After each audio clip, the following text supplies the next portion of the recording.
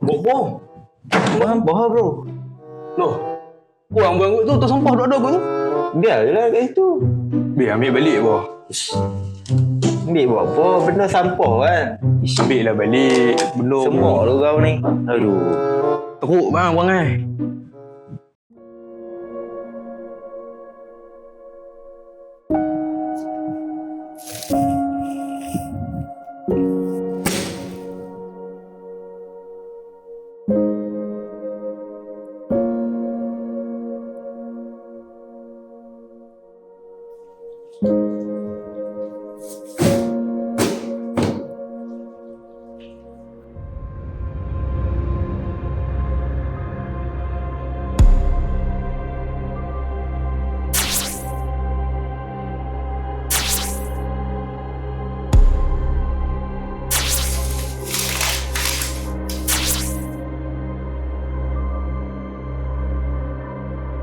Satu situasi membimbangkan dilaporkan berlaku di kawasan penempatan pelajar hari ini.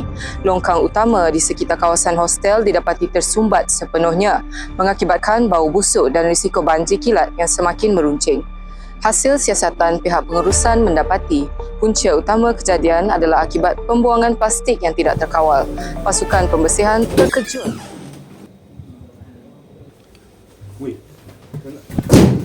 Hantar awak, nak buang sampah apa lagi?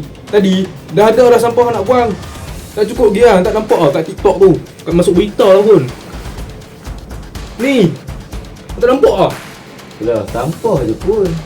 Relax dah lah. Kenapa ni? Ni suka hati aku lah sampah aku. Bukan sampah lah. Lepas saya tu sepah. Alhamdulillah buat semua lah ni. Alhamdulillah. 24 jam plastik. Ui.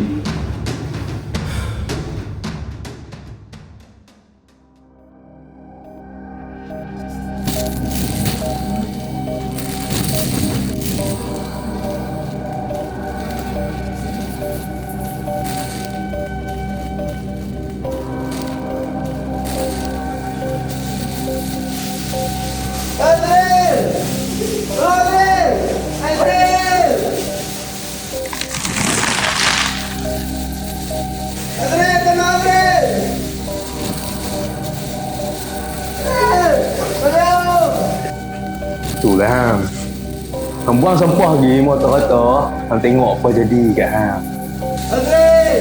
Jumpa aku minta Azril! Tolong Azril! Azril! Azril, tolong Azril! Azril, aku tak nak buat lah Azril!